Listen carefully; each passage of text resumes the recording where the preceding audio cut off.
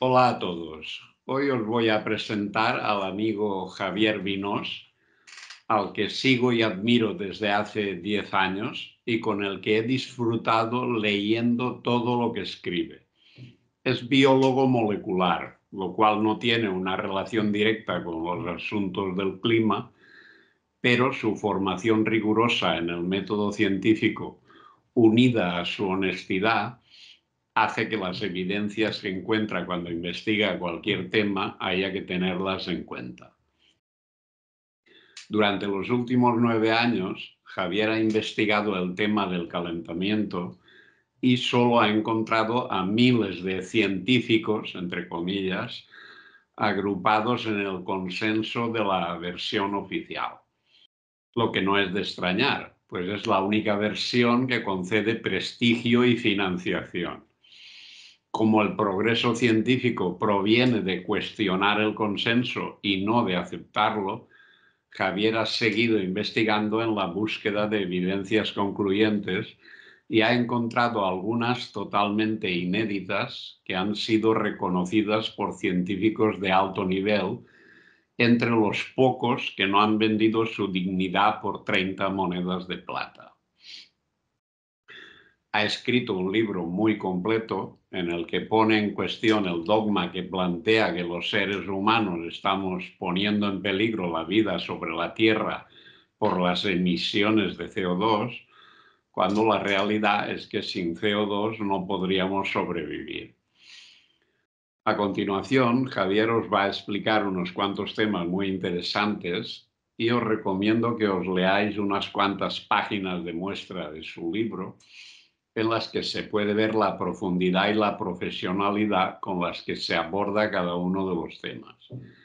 Decenas de temas que todos tienen relación con el clima y que la mayoría de nosotros no sabíamos ni que existían. En la descripción dejo el enlace para comprar el libro. Este vídeo es un aperitivo para ir entrando en materia, ya que en breve plazo Javier está dispuesto a estar con nosotros en un directo y responder preguntas de los asistentes. Os dejo con Javier. Los que me conocen saben bien que me he dedicado siempre a la ciencia sin sesgos, buscando solo la verdad. Hace 9 años que investigo el clima y lo hago con absoluta neutralidad. Si la evidencia apoyara que la causa del calentamiento es el aumento del CO2, yo lo defendería. He sido bien entrenado en el método científico por excelentes maestros.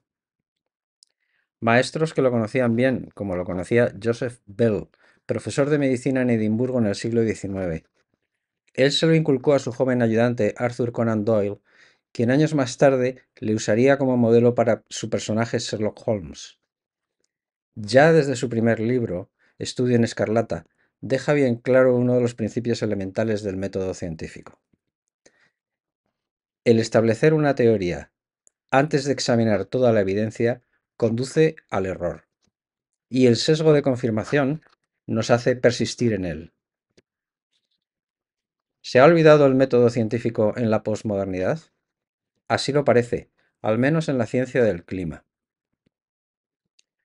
La climatología no es una ciencia experimental, lo cual es un gran impedimento. Además, es una ciencia muy joven comparada con las ciencias principales, física, química, geología y biología.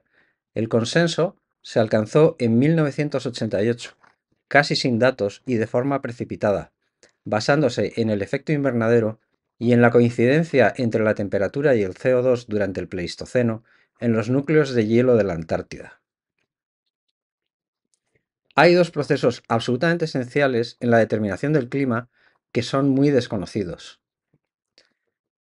El primero es el albedo, o reflexión, de parte de la luz solar de vuelta al espacio. Es crucial porque determina la cantidad de energía que recibe la Tierra. Del albedo ignoramos por qué tiene el valor que tiene, por qué varía tan poco de un año a otro, por qué varía tanto de un mes a otro, por qué ambos hemisferios tienen el mismo albedo y cómo ha cambiado el albedo en el pasado. Como consecuencia de nuestra ignorancia, los modelos son incapaces de reproducir el albedo de la Tierra de forma adecuada, fracasando a la hora de mostrar su pequeña variabilidad interanual, su gran variabilidad estacional y su simetría entre los dos hemisferios. A pesar de ello, muchos científicos piensan que los modelos son capaces de predecir los cambios en el albedo, pues de lo contrario, habrían de admitir que los modelos no pueden predecir el clima del futuro. Pequeños cambios en el albedo pueden ocultar grandes cambios climáticos de origen natural, y es la base de varias hipótesis alternativas al CO2. Yo he centrado mis investigaciones en un segundo proceso esencial y es de lo que trata mi libro. El transporte de calor del ecuador a los polos, también conocido como transporte meridional de calor, por discurrir en la dirección de los meridianos. Hay muchas evidencias que lo apoyan como la causa principal del cambio climático natural. El transporte de calor es también un proceso tremendamente ignorado. No sabemos bien cómo funciona y no hay una teoría establecida que lo explique. Tampoco sabemos cómo se divide entre la atmósfera y el océano, cómo se divide entre los distintos tipos de corrientes oceánicas, cómo cambia con las estaciones, cómo varía de año en año, por qué la Antártida recibe menos calor que el Ártico cuando debería recibir más, por qué se transporta calor del hemisferio más frío al más caliente. De hecho, ni siquiera podemos medirlo de forma adecuada. Y si nosotros no sabemos cómo funciona el transporte de calor, es obvio que los modelos tampoco. Fallan estrepitosamente a la hora de reproducir la cantidad de calor que se transporta, reflejar los cambios de transporte en la atmósfera y el océano. Ni siquiera reproducen correctamente la línea de reparto, el ecuador climático donde convergen los vientos alisios de ambos hemisferios. Y tampoco reproducen los cambios estacionales, porque de hecho no se sabe la cantidad de calor que entra y sale del océano a lo largo del año. Si nadie entiende el transporte de calor, los modelos no pueden entenderlo tampoco, puesto que son solo un producto de nuestra mente, sin conexión física con la realidad. Aunque haya otras causas secundarias del cambio climático, incluido el aumento de CO2, las pruebas apuntan a que es a través de cambios en el transporte de calor la forma principal en el que cambia el clima. Al final, como en el chiste del tipo que una noche buscaba alrededor de una farola sus llaves perdidas en otro lugar porque era donde había más luz para buscarlas, los climatólogos buscan la respuesta donde se sabe más, en el efecto invernadero. Los responsables son ciertos gases que en total suponen un 1% de la atmósfera. En esta gráfica podemos ver el perfil de los gases que componen la atmósfera en distintos colores, mostrando su abundancia en el eje inferior con respecto a la altitud en el eje vertical.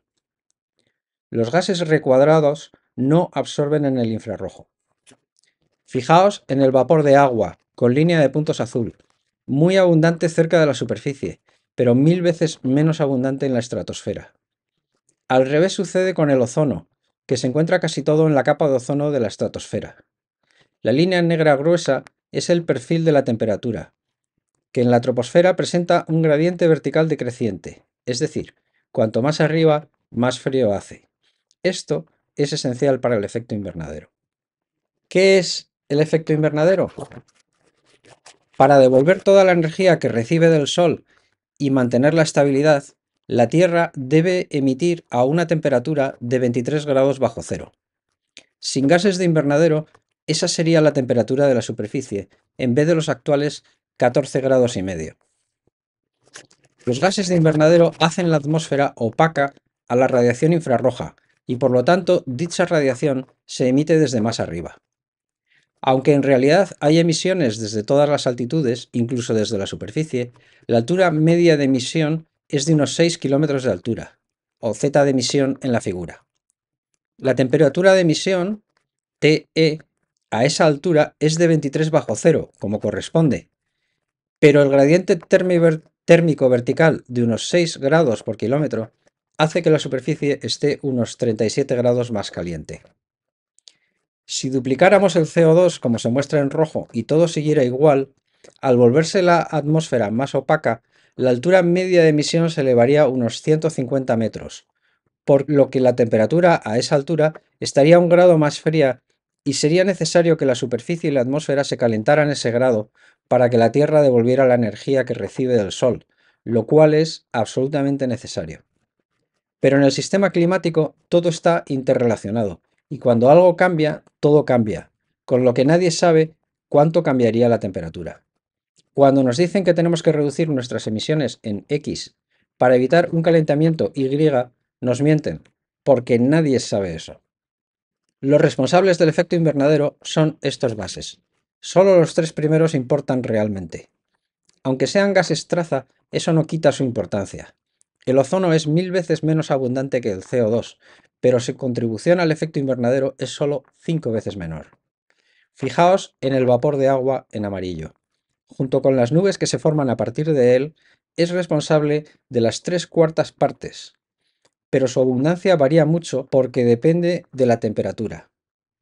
Cuando baja la temperatura, se condensa y precipita como agua o nieve. Debido a ello, el efecto invernadero es muy variable sobre el planeta. En los polos, en invierno, prácticamente no hay vapor de agua ni nubes. Son los lugares de la Tierra con una atmósfera más seca y un efecto invernadero varias veces más débil. Esto, a lo que no se le da importancia, es importantísimo, y yo lo señalo en el libro como una de las piezas que hay que usar para resolver el puzzle. El tener un efecto invernadero tan débil hace que el calor escape de la Tierra por los polos con gran facilidad. El clima funciona como el motor de explosión de un coche, solo que en vez de un sistema de refrigeración tiene dos, uno en cada polo. El bloque del motor son los trópicos, la parte más caliente porque es a donde llega la mayor parte de la energía del Sol. Los trópicos pierden calor por radiación, pero no la suficiente. El excedente debe transportarse a los radiadores para que lo radien al exterior, y esto se hace por un ventilador, que equivale a la atmósfera, y por un circuito con un líquido de refrigeración que equivale al océano.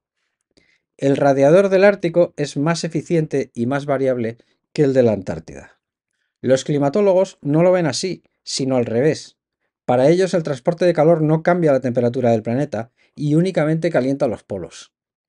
Pero debido a esa visión errónea, se encuentran con paradojas que no pueden resolver. En el Eoceno inferior, al comienzo de la edad de los mamíferos, los polos eran tan templados que las palmeras crecían en el Ártico y las ranas habitaban la Antártida. Los climatólogos no entienden cómo esto era posible, porque la menor diferencia de temperatura hacía el transporte de calor mucho más pequeño, lo que impedía calentar los polos. Como todas las paradojas, se resuelve cambiando el marco de referencia. Era posible porque el menor transporte de calor hacía que el planeta perdiera menos calor y estuviese más caliente, lo que calentaba los polos junto con el resto. Cuando es invierno, en uno de los hemisferios, la atmósfera transporta más calor hacia él. Pero la atmósfera también transporta momento angular, que es inercia de giro, y que depende de la distancia de la masa al eje de giro y de su velocidad de giro. Como es una propiedad conservada, cualquier alteración en el momento angular de la atmósfera debe ser compensada por un cambio en la velocidad de giro de la Tierra, de la misma manera que un patinador sobre hielo aumenta su velocidad de giro al acercar los brazos al cuerpo. De forma similar al patinador, al aumentar la circulación atmosférica y el transporte de calor en invierno, la velocidad de rotación de la Tierra se incrementa en torno a 1 milisegundo por día. Esto es posible medirlo con una precisión de 1 microsegundo desde 1962, tras la invención del reloj atómico y gracias a la radioastronomía, que permite saber la orientación exacta de la Tierra en el espacio. Pues bien, se sabe desde los años 70 que la actividad solar afecta a la rotación de la Tierra. Ha sido publicado múltiples veces. El fenómeno es particularmente prominente durante el invierno boreal, como podemos ver en la gráfica superior para 2015, un año de alta actividad solar, y 2018 con baja actividad. Se mide por la variación en milisegundos de la duración del día. En la gráfica inferior podemos ver la actividad solar representada por el ciclo de manchas solares con una línea de trazos roja. La línea continua negra muestra los cambios en la rotación de la Tierra causados por el invierno boreal. Muestra el mismo ciclo, a pesar de que la rotación de la Tierra también se ve afectada por los vientos estratosféricos ecuatoriales y el fenómeno del Niño. La línea de puntos es de un trabajo publicado en 2014. Todo el mundo ignora este fenómeno, particularmente el IPCC, que dice que el Sol no afecta al clima. Pero si el Sol es capaz de cambiar la velocidad de rotación de la Tierra, entonces es capaz de cambiar el clima. Mi labor de investigación ha sido como la de Sherlock Holmes, buscando las pistas que se han pasado por alto en estudios ignorados y olvidados. Esto se sabe desde hace 50 años, pero lo sabe muy poca gente en el mundo. Ahora unos cuantos más. Lo que yo alcanzo a vislumbrar en la ciencia del clima es porque me he subido a hombros de gigantes. Gigantes como el físico atmosférico canadiense Colin Hines, quien en un artículo de 1974 explicó que el efecto del Sol sobre el clima podría deberse a las ondas planetarias. Se le ignoró y se olvidó. Los aficionados al arte reconocerán la gran ola de Hokusai. Las ondas atmosféricas son como las olas del mar, solo que se desplazan en 3 direcciones. Las planetarias son las más grandes. Muchos recordaréis el tsunami que tuvo lugar en Indonesia en la Navidad de 2004. Llegó a la costa de África, distante 6.000 kilómetros, en 8 horas, viajando a la velocidad de un avión. Obviamente el agua no viajaba, viajaba la energía, y cuando se libera al llegar a la costa, todavía llega a causar destrozos. Las ondas planetarias son tsunamis atmosféricos, que golpean los muros de viento del vórtice polar, debilitándolos. Lo que a nosotros nos preocupa es que entonces escapa el aire frío de su interior, como ocurrió tras la tormenta Filomena. Pero al clima le afecta más el calor que se intercambia con ese frío, porque el planeta lo pierde y no puede compensarlo. Otra gigante en cuyos hombros me he encaramado es Karin Levitsky, quien en 1987 encontró una asociación entre la temperatura de la estratosfera polar en invierno y el ciclo solar. Es un hallazgo extraordinario, porque en invierno no luce el sol en el polo. Es una relación en la oscuridad que no se basa en la energía solar. Y también porque constituye la primera prueba de un efecto solar sobre el clima, tras 190 años de una búsqueda iniciada en 1800 por William Herschel, el descubridor de Urano y de la radiación infrarroja.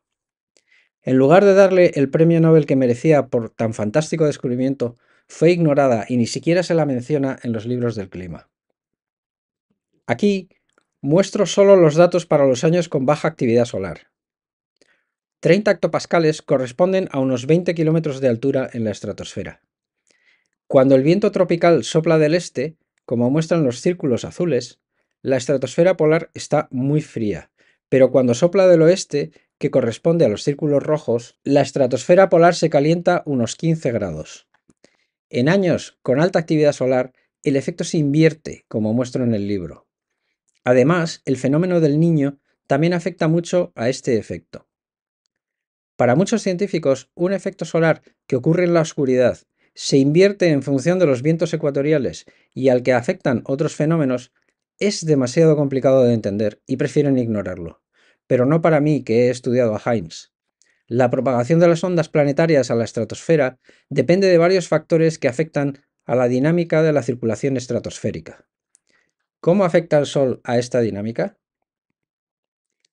Sabemos que la actividad solar afecta a la rotación de la Tierra, al transporte de calor y a la circulación atmosférica. Y sabemos también por la Vizque, desde hace 35 años, que afecta a la temperatura de la estratosfera polar. Y lo hace, como dijo Hines hace 50 años, afectando a la propagación de las ondas planetarias. Dichas ondas impactan contra el vórtice polar. Se trata de un gigantesco tornado que rodea las regiones polares en invierno, con vientos sostenidos de 180 km por hora.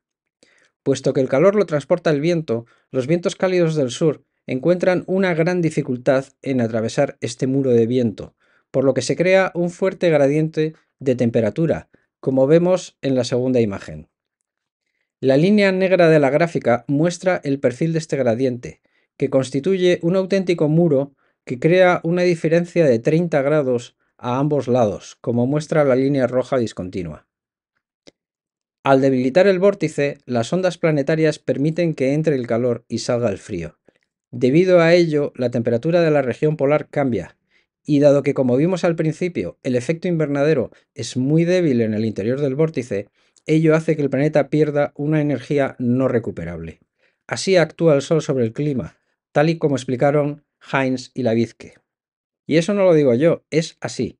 El estudio de las ondas planetarias en la estratosfera es extremadamente difícil debido a que son invisibles y la estratosfera se conoce poco. Pero hay ya un estudio basado en mediciones que lo demuestra.